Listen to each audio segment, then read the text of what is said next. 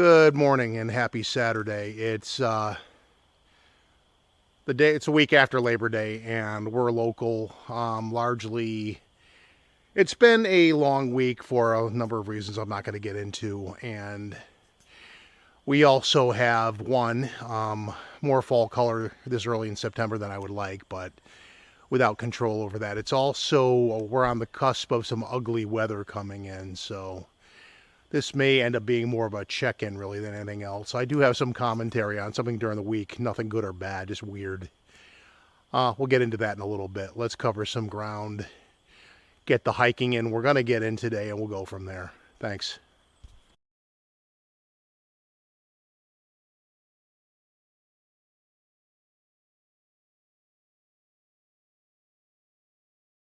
Okay, so if we talk about nothing else before the weather turns to shit here today. Recently, there was the annual Pennsylvania Bigfooting camping trip event thing that Eric Altman throws every year. Basically, you go to a campground, you pay to camp out with your Bigfooting friends, and last I knew, the whole thing went to charity. So this in and of itself, you get to hang out and have a Bigfooty weekend out there in a campground somewhere with your buddies and hang out, and the whole thing goes to charity. So there's not really any losers for that. But that's not really the point of today's. It's not a rant as much as just, it was such a weird thing. I have to just talk about it. So for those of you that haven't picked up on the fact, I of late am not exactly the biggest Culls fan, but regardless, he's not the villain here. He's just the guy who brought this up. So for some reason that I struggle to fully understand, this camping trip event attracted the attention of a local Pennsylvania news columnist. I don't know her from a hole in the wall, but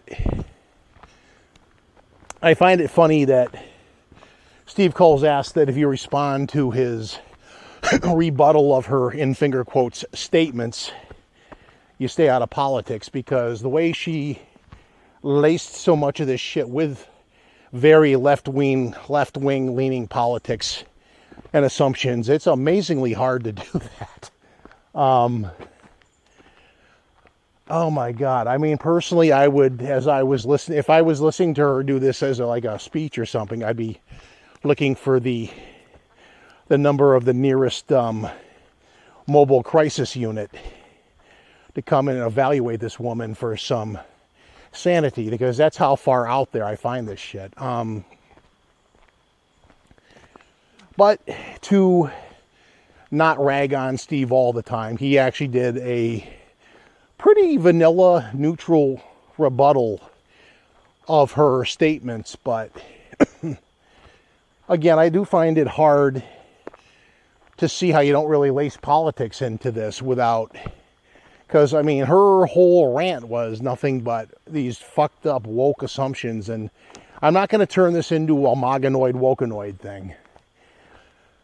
So you have a group of people out there camping out, hanging out, having fun, doing their Bigfoot thing. And this bothered her for some reason. Again, some reason. You tell me why. I have no idea. But so, first of all, Bigfoot hunting is horrible because it basically is the domain of white men.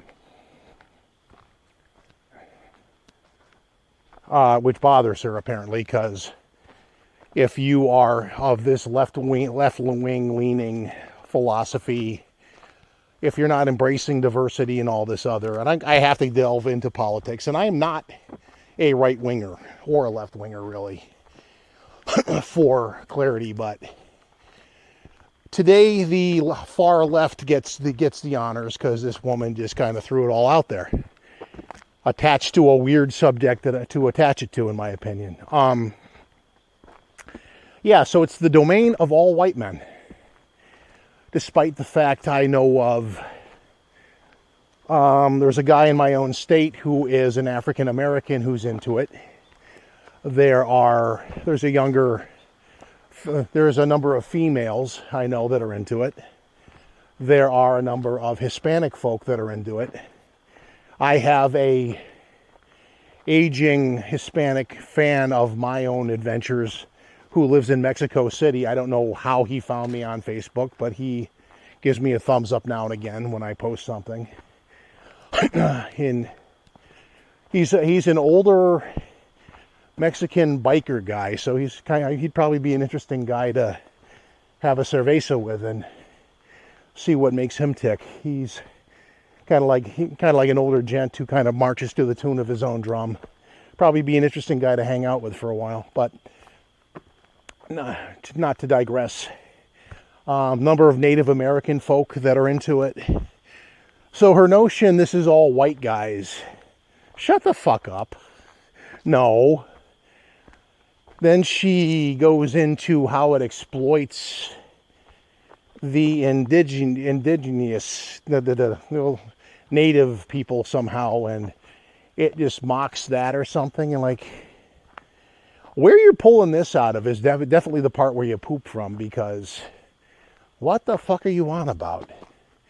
And really, she goes on, and I'd have to dig this out, and I'm not going to read it on the tiny font on my phone. No offense to Steve, but his blog page is not the most friendly thing to read from a phone. I'm trying to bullet point the things I remember.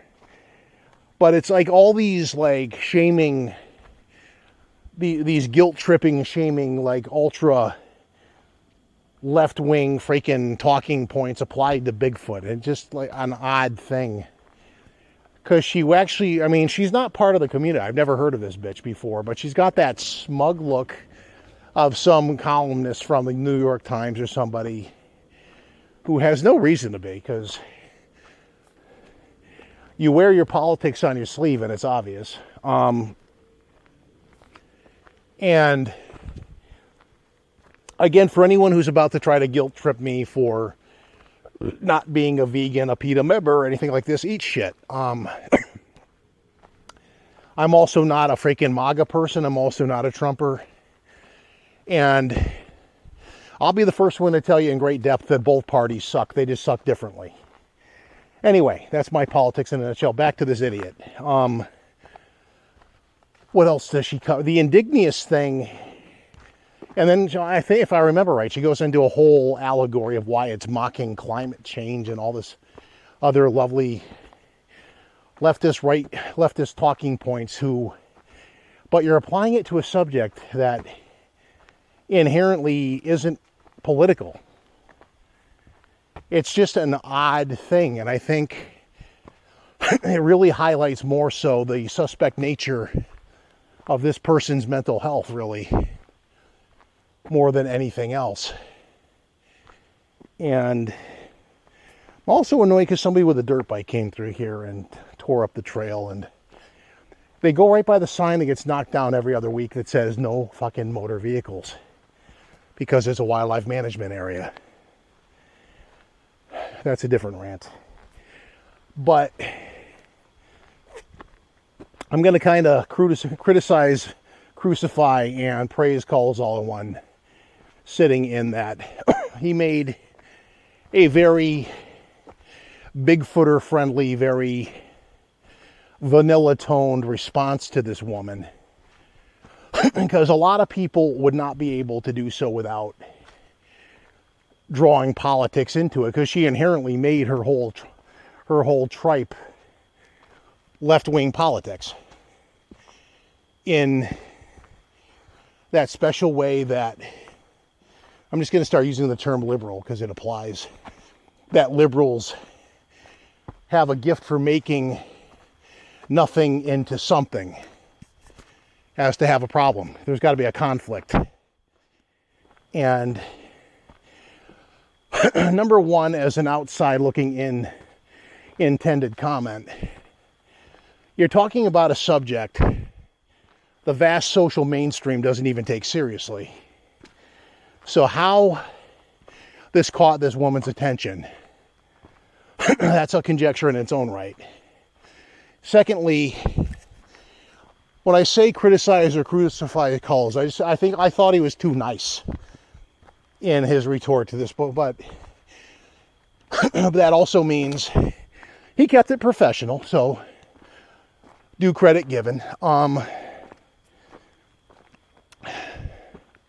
I honestly would support this woman being on the receiving end of a wellness check to see if she's okay, because a lot of her assertions are sufficient to make you wonder.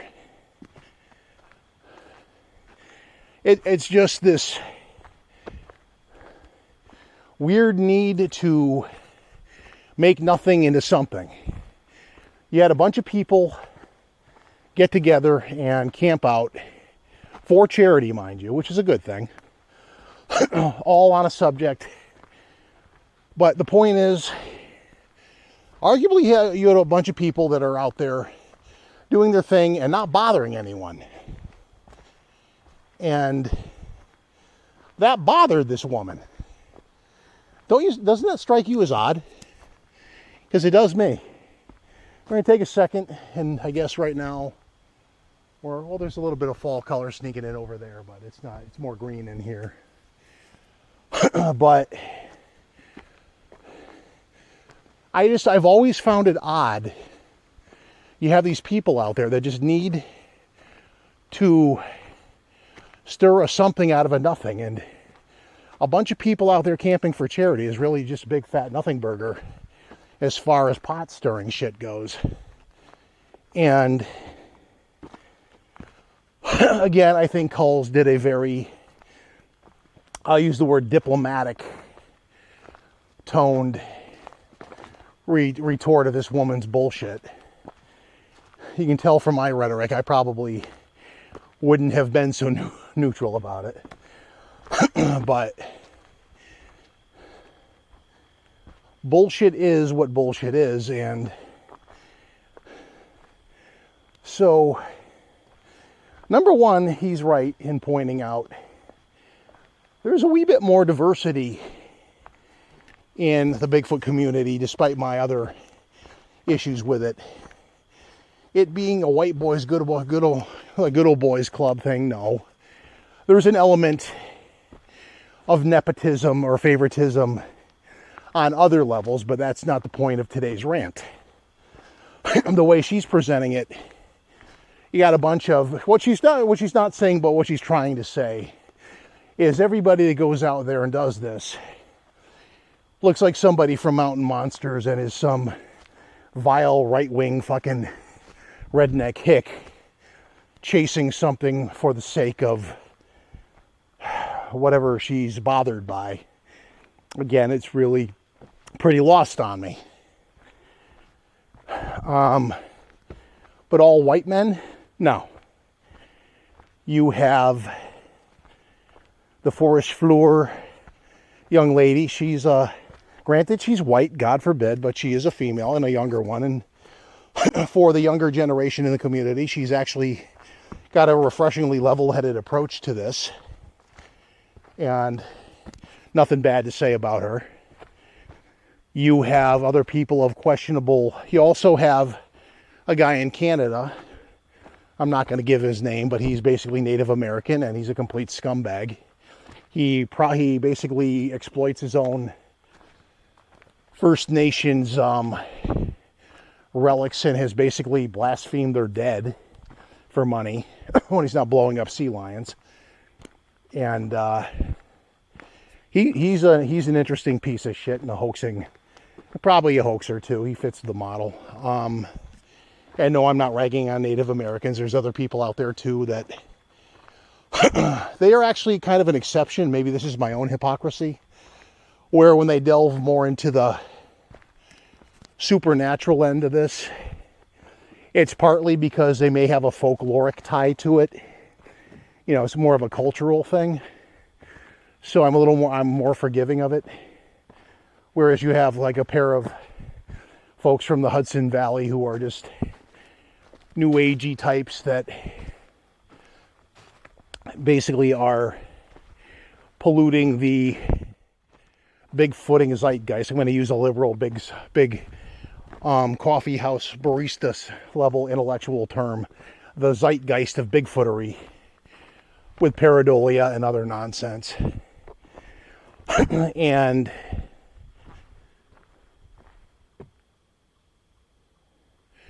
they and then she goes into this whole indignious exploitive side of it. And again, no, Bigfoot's more like this fringe topic that people are entertained by. I think your typical American or Canadian sees Bigfoot in more of a cultural, it's part of the landscape that is America and or Canada, and people like the thought that there's something like that out there. Most don't believe in that, but it's a fun concept. But where that morphs into some kind of attempt to exploit native cultures and things, to be very, very kind, that's a stretch. And then she probably goes on to blame us for using Bigfoot to exploit climate change and God knows what else. A point to be made. This is the kind of logic that makes former left-wingers turn to Trumpers, because there comes a day when they wake up and they look in the mirror and they're like, I can't believe this bullshit. Because it's just that far out there and that nutty. Now, I'm not going to go into any more political end of this, but it's just the nature of the wokish assumptions this woman throws on a subject that's got nothing to do with any of that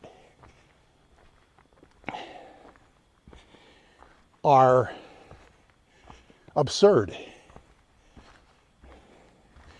And this is one of those rare cases where a person in the form of Culls, being a spokesperson for the Bigfoot community, calling out this person for their bizarre ass claims, actually represents Bigfooters as the rational half of the discussion over just throwing lighter fluid on a fire that doesn't want to start in the middle of a driving rainstorm. But the left, I hate to say it, a lot of the left in things like this thrive on conflict, and without it, they can't exist. And honestly, I'm not going to dwell on it too far, but honestly, I think this woman really didn't accomplish anything more than embarrassing herself. And if I were her boss, she'd get called into the office and like, it was a slow week, huh? Because, really? Anyway, we'll see if she or somebody like her in the greater Whitehall area tries to tear down the Bigfoot calling contest and festival thing. And it's a thing where people come together to enjoy, which is the thing that is their hobby. It's one I don't really mind that much because it doesn't pretend to be a conference or God forbid a symposium, when basically it's Bigfoot Comic-Con. I know people are like, you shouldn't lump together all the conferences. Fuck you. Yes, I should. And yes, today I'm not out there actually doing a lot of field work because this area in particular, Vermont was going to get some of it too, and I really didn't want to get stuck up there in the middle of a monsoon. But this area is notorious for that, so I am going to keep it limited, my time here, because the weather later is going to get ugly. Regardless, it's hard to tell actually where this trail goes in terms of like on a map, because I mean that could be the wetland behind over there, because this is a very windy trail. Anyway, I guess we're done with Culls' decent job at rebutting a crazy person's weird assumptions on a subject that she clearly knows nothing about. And just to drive the point home, it actually comes across making the Bigfooter seem like the more rational of the two people in a discussion that she made. I'm going to actually do a weird thing where I quote Ned Flanders from The Simpsons. She attempted to answer a question that she attempted to be the living answer to a question that nobody asked for reasons that only her, and I can only assume her therapist, know about or know why. As nutty as Bigfoot people can be, this kind of thought process is lost on me, and I am going to come at this from a more psychological than a political standpoint, because some of it I don't think is thoroughly right versus left wing. Don't get me wrong, the right wing has more than of their share of loons too, but it was a lefty who poked her head up out of the ether today, so she gets the honors. Her and Coles, but Coles did a decent job of being way too diplomatic. I mean, this woman deserved to get shredded a little bit at least, and but he kept it professional. I'm not going to badmouth that, but this is the same kind of mindset you run into with like PETA members and militant vegans, and it's a cult mentality. Call it what it is.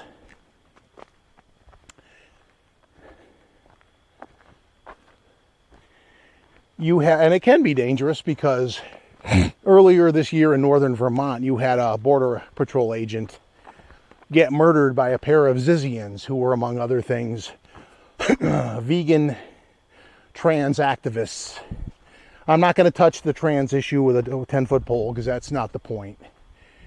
But these people had a weird mental soup of fringe ideas and ended up at the point where they're walking around in tactical clothing with guns in Vermont, which is, and enough so they were stopped out of concern in a state that is constitutional carry. And aside from the fact I've been known to walk around with a 38 on my belt, like other people have, and nobody bats an eye, because that's what constitutional carry basically equates to.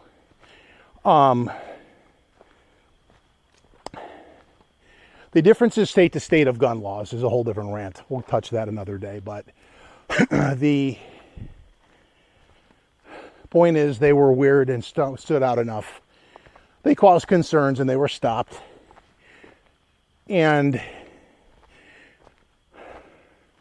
they're now being made to enjoy the benefits of the penal system for murdering that Border Patrol agent, which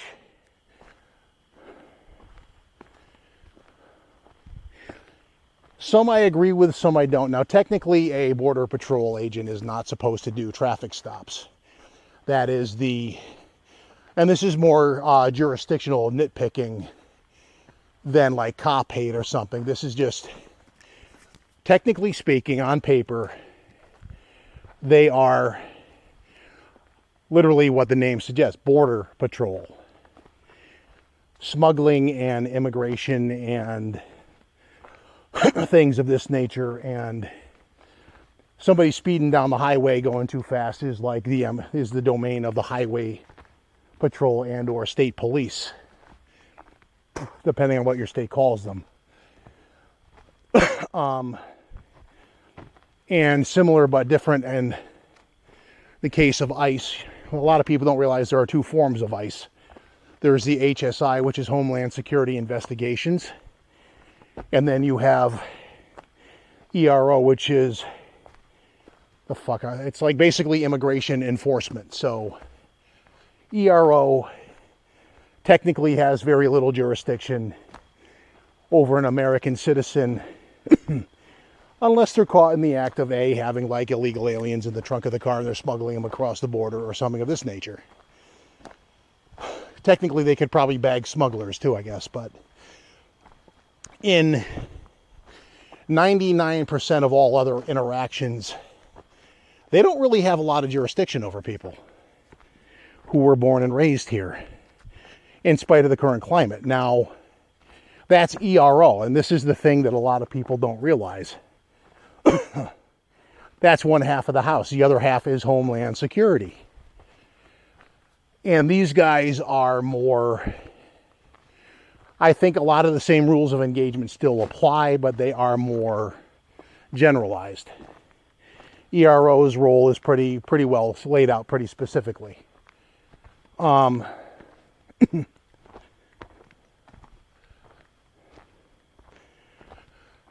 But even then, Border Patrol, HSI, ERO, and you delve into people like the lesser known UCSIS,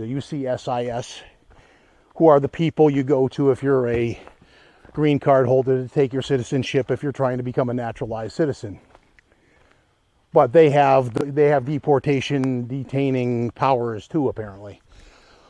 But in a general context, federal agents can detain you if they catch you doing a federal crime. And this rambling little legal analogy basically touches upon the point that these Zizian types were causing concern and driving around near the border, mind you, so you are in this guy's playground. And he pulled them over because I guess it had been relayed to him. You got a couple of suspicious characters driving around looking like they're up to no good with guns and shit, and they're near the border. So he stopped them, and unfortunately it went badly for him. I'm not the biggest fan of the Border Patrol, but that doesn't justify shooting this guy in cold blood. And ICE even less so, but that doesn't mean you go looking for them or you do things of this nature. Because again, if you have shot a cop, you are not going to get away with that. They're going to find you, and they're going to make it a priority to find you. So these guys were never going to get away with that. But they're just this weird confluence of left-wing thought that kind of just points out the cultish weirdness that a lot of these folks bring with them. The vegans are... Now, when I say that, understand, if you have a diet that's vegan and that's where you stop with it, have fun, whatever. Have fun, whatever. This is why I don't like the fucking ATVs, because they dig up all this shit and they make a mess. And they really just don't have any regard for anyone else on the trail. Fuck those assholes. And if they're one of them, if you're one of them and you hear this and it makes you angry, good. Probably read that freaking psycho bitch in Pennsylvania's bullshit too. Anyway. Vegans, like militant vegans. These are the people that go into grocery stores and pour red mystery fluid on the butcher stand because they think that saves the planet somehow. As opposed to vandalizing private property, and then when they're trespassed, they bitch and moan because it's public property. No, it's not. It's a private business. And private businesses, good or bad customer service notwithstanding, can toss your ass out or refuse you service for whatever reason they deem to do so. Context matters, of course, but regardless, I walk into Walmart, they don't like my face, they tell me to get out, or they mistake me, despite all their face recognition camera stuff, as somebody who shoplifted there. I'm not going to sit there and argue with them. I'm just like, okay, you don't want my money? Fine. I'll be on my merry way. There was actually an embarrassing video to a point like this where I'm kind of delving off into police stuff now, but where the AG, the attorney general for someplace in Rhode Island was out in a restaurant setting with her friend and got a wee bit inebriated, and enough so that the management of the restaurant said, get them the hell out of here. And being as she's a high and mighty AG, the rules didn't apply to her, so she thought. And unfortunately for her, she is now suspended from her job because she ended up getting arrested in a drunken state, trying to flex her fucking role the entire time, to which the cops didn't give a shit. I think they actually even said so. I actually have to stop at this pillar thing here too, because my permit does not carry to the other side of the state line, so I'll have to stop here.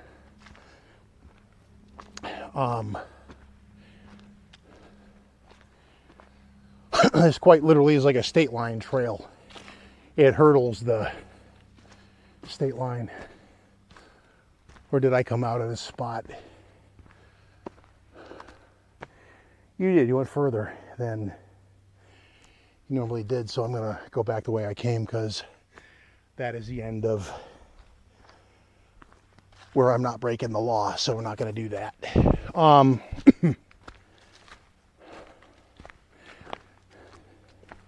That's the fun of the disparity of gun laws in New England. None of the adjoining states to Connecticut are reciprocal for an in-state permit. None of them. Then you get north into Vermont, New Hampshire, and Maine, you're good. But that is the way that's written. It'd be nice if there was like one federal standard, but then you'll have the people like this woman who has an issue with Bigfooting, trying to round up all the guns and take them away, and we're not going to go down the two-way ranting route today, but needless to say, I'm not supportive of that mindset. Self-defense is a human right. And what the government says about it, good, bad, or indifferent, is irrelevant. That's my thought on that.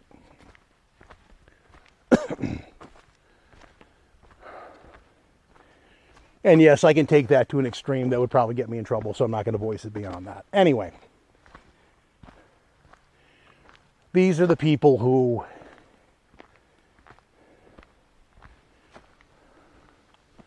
and you can throw some of this at climate activists too, because I've seen them go down this road. They're blocking traffic, somehow saving the planet by blocking traffic and being a general nuisance, all the while they're sipping on their Starbucks in a styrofoam cup or something of that nature in their leather boots made from dead cow carcasses, if you want to listen to vegan rhetoric. And it's just inherently hypocritical, the belief systems of these people. And number one, I'm going to go after vegans. They're the ones that kind of pop up on the radar more now, because I like to cook as a hobby, and unfortunately, if you do that and you kind of plug in some stuff on Facebook enough, you end up at some point attracting vegans. And I get bored with that, because you can't just have like a nice discussion group where you're talking about recipes and things like this and sharing that. So for all the outdoor shit I do, I actually like to cook. I actually like time in the kitchen too, but you can't do that, Deer Trek, without attracting the vegans and their little moral superiority complex they have. And it's based on bullshit, because number one, humans are not herbivores. They're just not.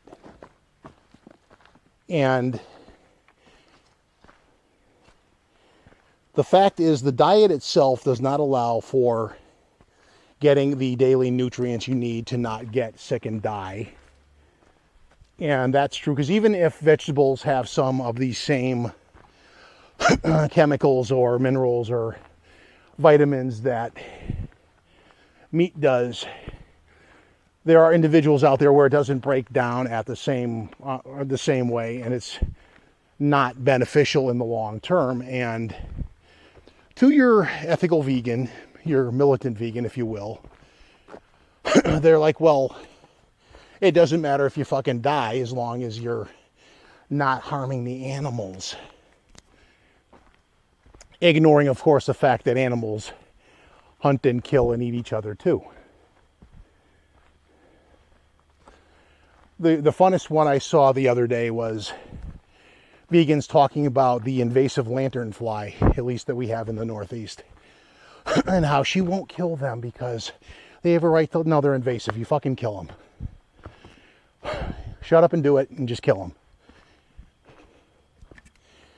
And I'm sorry, but their entire cultish mindset is just not based in reality. And the climate thing, blocking traffic, it's amazing to me. Let's talk methodology. It's amazing to me that these folks find the single most alienating, divisive way to form their protest. One would think you would want to win hearts and minds to your cause. Walking through a mall or a supermarket yelling at little kids to not kill animals and be, in the words of Tosh Peterson, a Nazi serial killer. This isn't how you do that, believe it or not. That's one person who is the poster child of the type of veganism I just don't relate to. It's a known fact that the pescatarian, flexitarian, or Mediterranean diets are overall more healthy because they're more balanced and they cover the nutritional spread. Veganism does not. Not without supplements and the like. And a lot of these people don't do that research before they become holier than thou. And next thing you know, their hair is falling out. And God knows all these other... They're basically committing to a life of deliberate malnutrition. And then they wonder why they're fucking sick all the time. Which is why it's not realistic. And again, there was a bunch of, locally in my own town, earlier in the summer, a bunch of the climate people trying to block people from leaving a local aerospace company's third shift and effectively keeping them there, which could be a case for false imprisonment if you really wanted. But the thing of the matter is, my town is a very blue town, and the local art college comprises a good representation of these activists, these protesters, these kooks. And all that's going to happen is they spend a night in jail.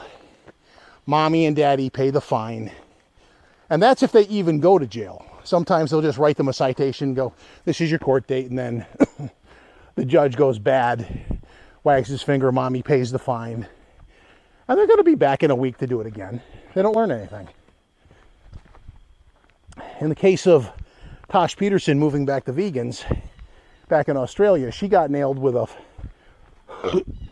a pair of defamation lawsuits. One was a veterinarian's clinic and the other one was a restaurant. And kind of went head to head, the vegan mindset against this guy's right to refuse service to people that he finds to be a pain in the ass, i.e. vegans. It's basically a steakhouse, I think, or a bistro. And that's admittedly not going to be the most vegan-friendly place anyway, but the guy, I guess it had his fill, and of course attracted the entitled, among which Tosh was there, a little blonde Aussie who is probably 70% as hot as she thought she used to be. Just saying. Because she does OnlyFans and all that. She basically has some interesting contradictory hypocrisies in her persona, but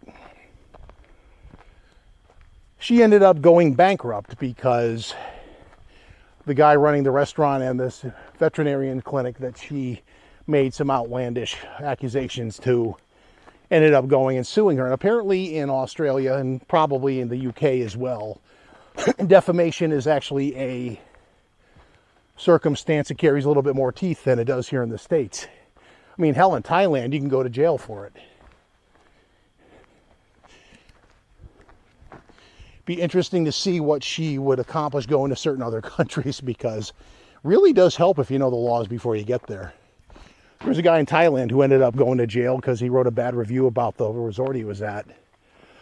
And if he had just done that when he got home, no big deal. He got the 1 star and it wasn't great, but to that end, and this was part of what helped Tashikins and her downfall, was the resort owners took offense of this, and basically the guy had to write a written apology to them in order to get out of jail. And kind of moving along those lines, you're starting to see that happen more and more in Australia and the UK, where you write a mean post on the internets, and you get a specifically in London, the Metro Police have been in the news lately. I'm jumping all over the place at this point, but you know what? I'm rambling in the woods trying to beat the weather, so deal with it. The London Metro Police, the goon squad of Sir Mark Rowley, a girly-armed little typical everything that's wrong with England kind of cop who thought he was going to arrest Elon Musk, who, despite the fact that he does have the right to free speech because of the First Amendment, said he was going to extradite him to the UK and have him arrested. Now, number one, the guy's probably a wee bit wealthier than Sir Mark is. And two, they're not going to extradite him because that's inherently everything the Revolutionary War was fought over. Quite literally.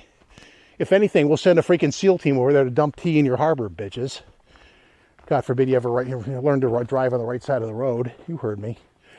There's actually a guy in Connecticut that has a British car and he drives on the right side. I find him funny. He's very British, and he's not going to do it our way, no how, no hell. That guy amuses the shit out of me. Anyway, I salute you, sir, in your resolve. Anyway, on the bad side of being British, you have people, what's his name? Graham something something is a TV writer in Britain who was recently arrested for writing something or posting some things on X. The one time I'll call it's Twitter, goddammit. But he wrote some less than trans-friendly things. And where I'm unclear, this again being the point where context matters, he was in Arizona. He was returning from there when he got arrested in Heathrow. Now, the question becomes, did he or did he not write these or post these things in the States or in the UK? Because I think that matters. Because otherwise it'd be like me doing the same thing. I mean, personally, I don't have a dog in the trans fight.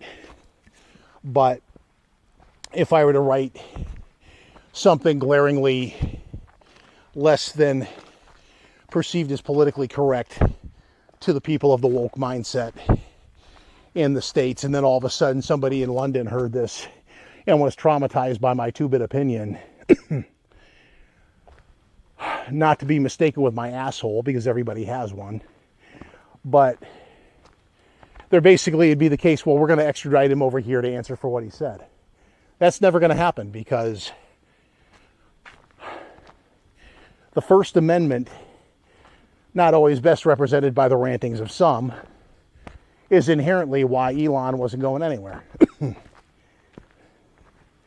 And again, I don't even like the guy, but it's just a matter of this is how American law works, and the fact you got this girly-armed little effeminate metrosexual cop in England saying he's going to do this or to any other American. People over here on this side of the pond thought that was pretty funny. Like, dude, we fought a revolution over this kind of shit. Now you're making these silly statements. But this Irish guy actually got arrested for this. they called it incitement. And I didn't read word for word what he wrote. And that's where this is kind of a slippery slope and why it's so creepy. There is a point where you are posting things calling for violence and literally saying we need to go out and do such and such to so and so or this group, and you're actively advocating that that happens. And then if you take it that far, then yes, you are kind of in a legally dubious area. But you take that back a notch or two where the person's just like, I don't buy this agenda, I think it's bullshit. And questioning the rationality of the people advocating this, like, I don't know, vegans. And suddenly you have the cops show up at your door, even just to caution you, because in the UK you don't get citations or you don't get a warning, you get cautioned. It's amazing how they can make something sound so much more effeminate. Not that there's anything wrong with that, blah, blah, blah. But anyway, they arrested this guy. I don't know how long he was in jail, but they let him out, and then he had to agree not to post on Twitter. And yet they say they have freedom of speech. How is that not straight up censorship? Now, granted, again, I don't know word for word what the guy posted. I don't know how much vitriol, how far he took his vitriol, but hold the phone.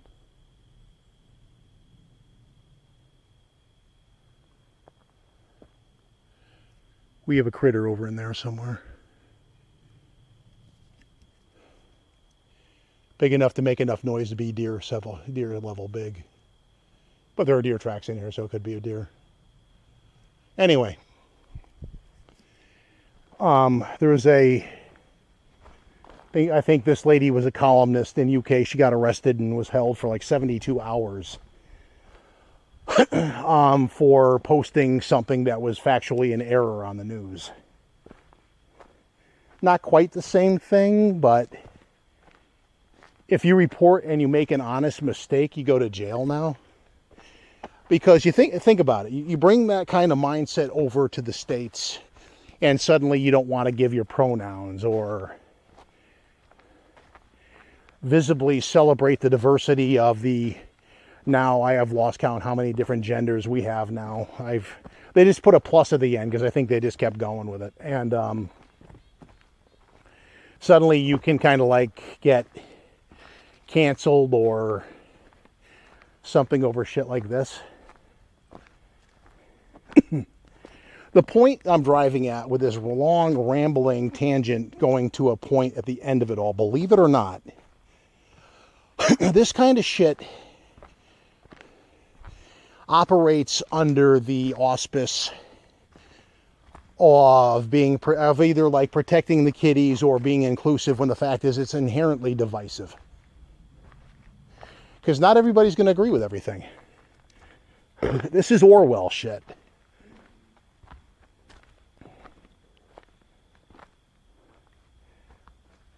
If I'm not wrong, I got something following me. I hear you.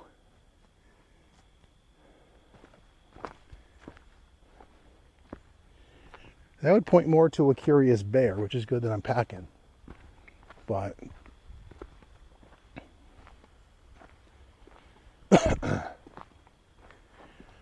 that being said, you put one round in the air as a warning shot. It's probably a loud enough noise to make a bear bolt. I'm not particularly worried about it yet.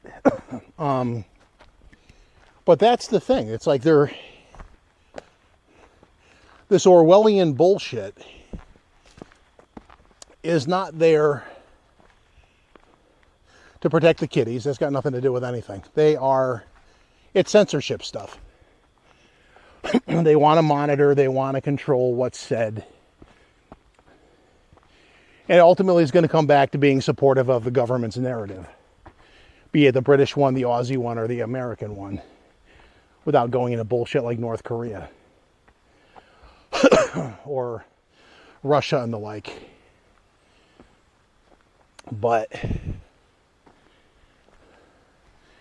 And some people on the Trumper side may disagree. I find it funny as shit. They wouldn't indict a guy for winging a salami sandwich at an ICE agent. There's a meme in there that's forming. Much as we never assumed that toilet paper would be the currency of the COVID apocalypse, who knew the center of the revolution would be fucking Subway? And there we are. But it comes down to a simple thing with that.